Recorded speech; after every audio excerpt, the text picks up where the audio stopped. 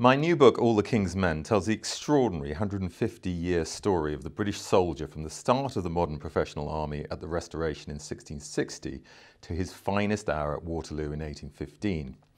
It charts nothing less than the history of Britain's rise to greatness through the prism of battle, told through the lives of the generals, men like Wellington and Marlborough, but never neglecting the crucial role played by the ordinary British soldier in winning no fewer than 3 great conflicts against Britain's perennial enemy France: the War of Spanish Succession, the 7 Years' War, and the Napoleonic Wars.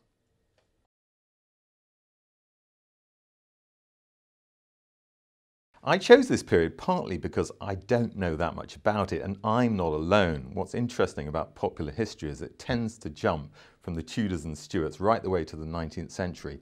And what this leaves out is a period known to historians as the long 18th century, a period during which the foundations of the British Empire were laid.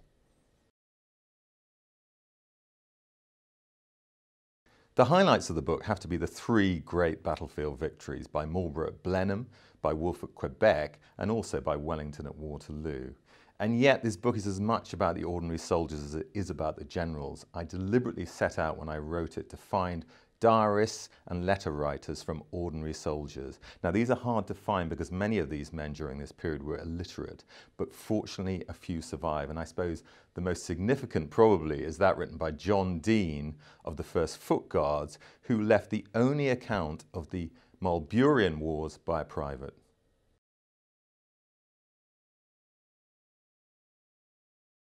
Well, the ordinary soldiers came from the very lowest echelons of society, and they only joined up because they had to out of economic desperation.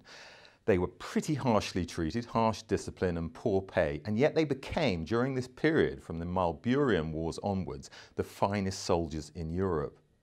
The book is as much a social history of the ordinary soldier as it is about the great deeds that they achieve in wartime. And so we follow them, their lives, who they were, where they came from, and what they got up to, both in peacetime and at war. But we also look at the lives of their families, and by that I mean both women and children who followed their men to war, were on the ration strength of the units in some cases, and were witness to some of the goriest events and shared in their hardships, so that they not only saw the battles, in some cases looted the dead, but also occasionally became casualties themselves.